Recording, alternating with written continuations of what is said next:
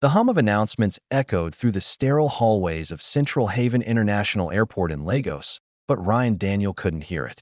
His pulse thudded in his ears, drowned out by a single, disorienting thought. She's here. Time seemed to fold in on itself, a space where his past and present collided with devastating clarity. He had imagined this moment 1,000 times, but nothing prepared him for the reality. She was so close, so real. Emily Matthews, the woman who had vanished from his life without a trace, was standing just a few feet away. And she wasn't alone. Ryan Daniel stepped out of the VIP lounge, his phone pressed to his ear, eyes scanning the bustling airport terminal as he spoke in his usual businesslike tone. He was the epitome of control, tailored navy suit, neatly loosened tie, impeccable posture.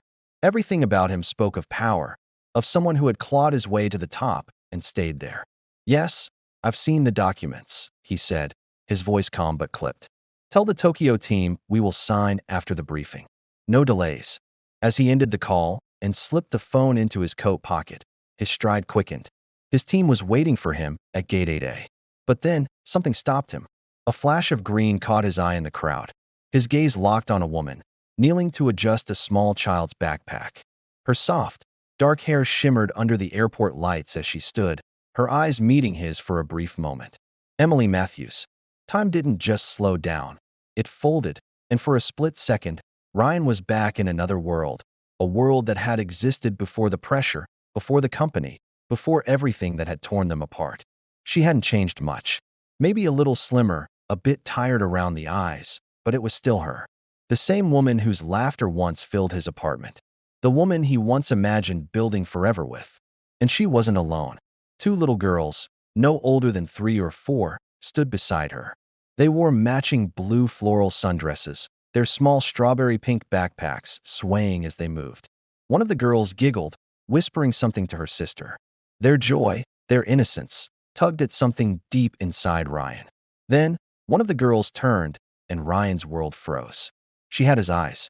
The resemblance was undeniable, impossible. His heart skipped a beat as he tried to make sense of what he was seeing.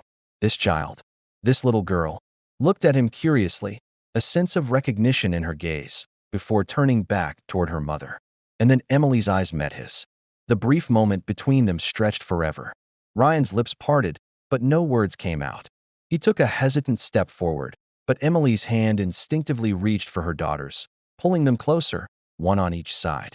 Then, without a word, without even a glance back, she turned sharply and walked away. Ryan stood frozen, unable to breathe, his chest aching. The people around him continued on with their business, but to him, it was as if everything had stopped. Emily had children, twins, and one of them had his eyes. He tried to reason with himself. It was just a coincidence. Maybe it was a trick of the light. But deep down, he knew. She hadn't vanished. She had stepped out of my world. For years earlier, nothing in Emily's life had ever been golden. She had always been the quiet one, the maid in Ryan's mother's mansion, rising before dawn to polish silver trays, sweep the polished marble floors, and serve breakfast with her eyes lowered. The uniforms she wore were worn thin at the edges, and her shoes cracked under the weight of her job. Ryan, on the other hand, was born into a world of privilege. He was the heir to Daniel's group, poised to take over one of the largest companies in the country. His world was filled with boardrooms, billionaire decisions, and a future carefully mapped out by his family. He never questioned it, until her. Emily's smile, hidden behind her duties, caught his attention. He noticed the way she hummed tunes under her breath while mopping the floors, the warmth in her laughter that stood in stark contrast to the coldness of the mansion. And when she slipped one evening while carrying tea, crashing the tray to the floor, Ryan didn't scold her like his mother expected. He knelt beside her and asked softly, "Emily, are you hurt?" That was the beginning. Their worlds collided in quiet moments, secret glances, brief conversations when no one was watching. And over time, love bloomed slowly, in stolen moments, in the gentleness of shared smiles. When Ryan moved out, he made sure Emily had a job at a local art supply store. She had always dreamed of painting again, and Ryan encouraged her, taking her to a quiet resort in Abidjan where the sea met the sunset. It was there, with trembling hands, that Ryan knelt in the sand and asked, "Emily Matthews, will you marry me?" She said yes, tears in her eyes, and for a moment, it felt like heaven had rewritten their story. But perfect moments don't always last. 3 weeks after their engagement, Ryan's father died suddenly. The heart attack came without warning, and Ryan was thrust into leadership overnight. The media buzzed with headlines about the sudden shift in power, and the board's demands became relentless. In the chaos, Emily waited. She trusted that their love could withstand the storm, but then she discovered she was pregnant. She placed the positive test in a white envelope and left it on his nightstand, intending to tell him that evening. But Ryan never came home. He had been locked in meetings, trying to calm the board's panic. Emily is a liability, his mother had said coldly in the conference room. She's an embarrassment to this company. Ryan fought back, but his mother's words struck harder than he cared to admit. The company, the investors, his reputation, all of it was at risk. His mother's solution was coldly logical. Marion Holt, the daughter of one of their largest investors, was the answer. And so, the engagement between Ryan and Marion Holt was announced. No warning, no explanation to Emily. Her calls went unanswered. Her messages were never read. Within days, Ryan had become a stranger to her, and Emily's world came crashing down. She packed a small suitcase, left the engagement ring on the windowsill, and bought a one-way ticket to Accra. She disappeared, back to the present. Ryan's heart raced as he watched Emily walk away in the airport. He had to know.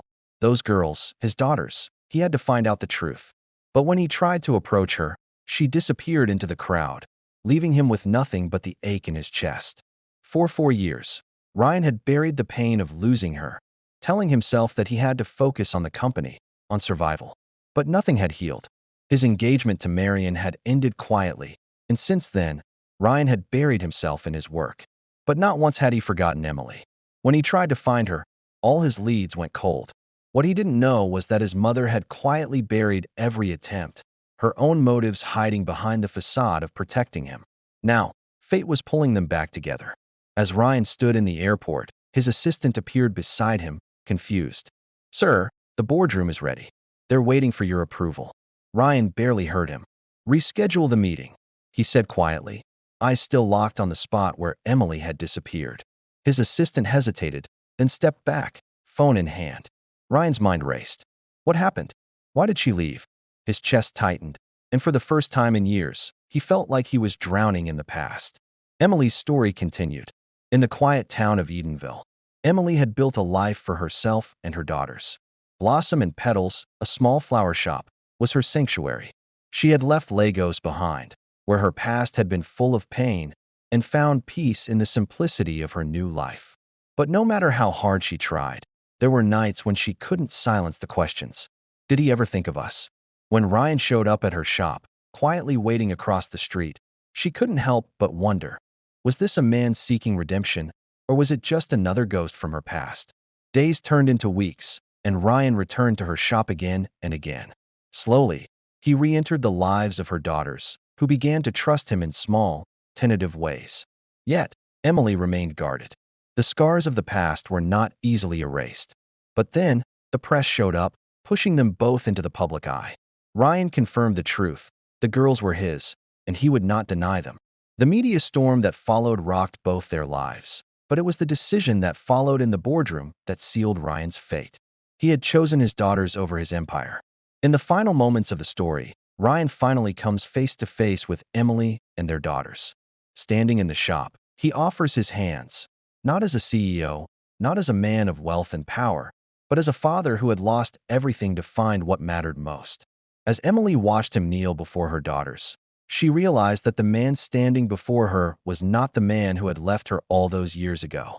The man who had left her with broken promises and unanswered questions was gone. In his place stood a man who was willing to rebuild, one step at a time.